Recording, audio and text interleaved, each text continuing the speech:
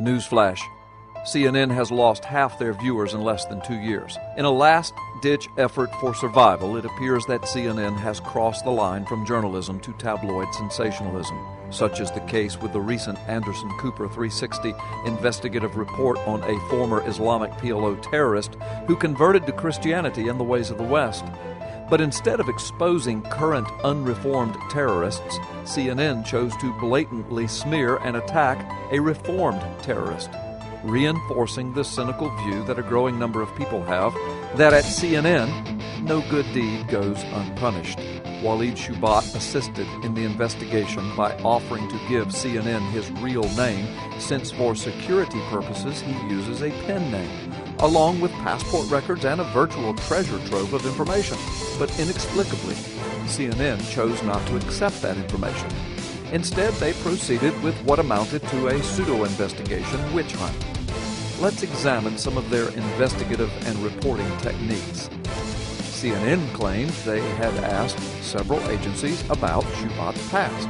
But on Anderson Cooper 360, Drew Griffin, the same reporter who did the first Hatchet job on Sarah Palin, never released any interviews with any official agency. No interviews with any police official, government officials, or any recorded calls or any memos or any email correspondence that validate any investigation ever took place with anyone. Unless this is done, CNN has no case. CNN even twisted Mr. Shoebat's words. Listen to what Shoebat really said. His message before a largely positive crowd of cops and emergency responders at this South Dakota Homeland Security Conference: trust no Muslim, especially those who organize. Wrong, CNN. Shoebat never said such a thing, or else CNN would have showed it. What Walid actually said was, know your enemy. Know your enemy.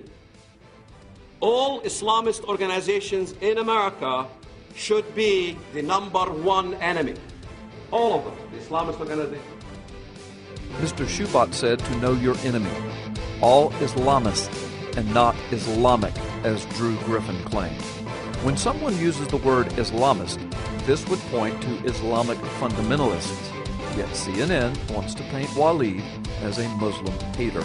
CNN had further twists. An ex-terrorist. It's Walid Shoebat's claim to fame. A terrorist, a PLO member, who bombed a branch of an Israeli bank in Bethlehem Square, throwing a firebomb on the bank's roof.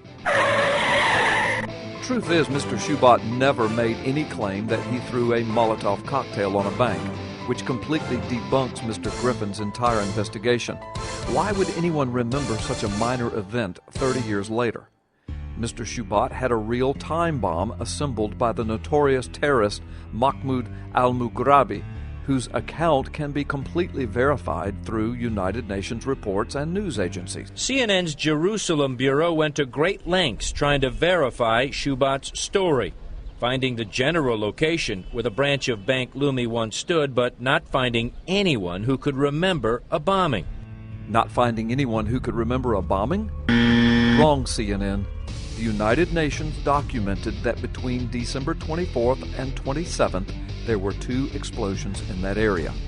Additionally, on December the 27th, 1977, the Jerusalem Post reported an explosion in Bethlehem, in Manger Square, near the Church of the Nativity.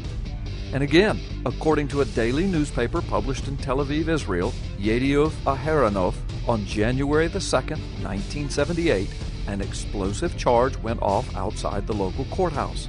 What is further damaging is that Walid sent all this documentation to CNN with an offer of witnesses who did remember the bombing.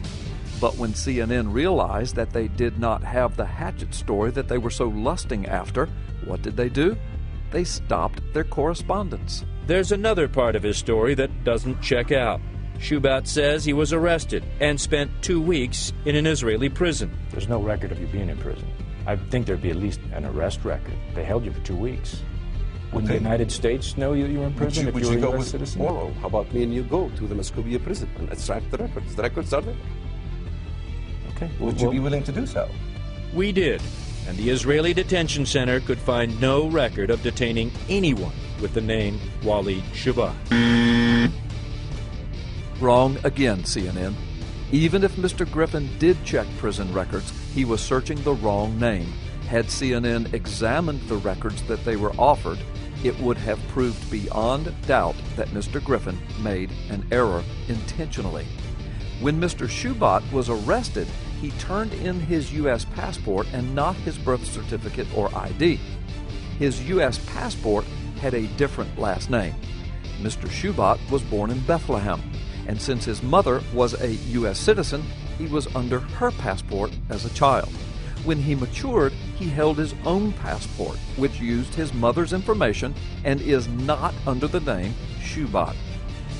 Mr. Shoebat's imprisonment can easily be verified with a click of a mouse, since Mr. Griffin was not the only one investigating Mr. Shoebat's prison story. Journalist Eileen Fleming, who attempted to debunk Mr. Shoebat's account on an opednews.com story, had interviewed Shoebat's family and confirmed that Mr. Shoebat was indeed in prison. Fleming includes an interview with one of Walid's relatives, Gamal Yonis, who Fleming claims had checked his facts with other relatives of Walid. According to Yonis, quote, in 1976, his sister Mona was coming home from school with her friends and were stopped and beaten up by Israeli soldiers. They nearly broke Mona's back. This made Walid very angry, and shortly thereafter he attended his first demonstration against the occupation. In 1977, Walid was caught distributing Palestinian flags and was arrested and held for about 2 weeks in Mascoubia prison until his mother went to the embassy and got him released.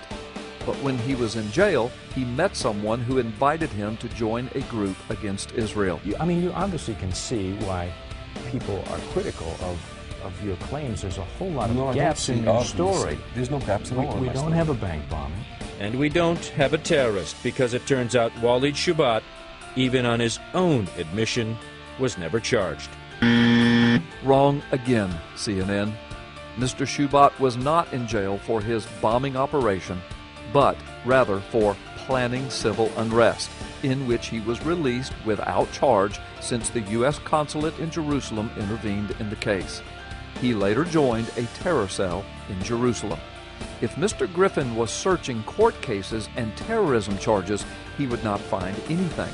Yet Griffin talked about not finding court records regarding imprisonment for a terrorism case of a bombing operation in Bethlehem Manger Square.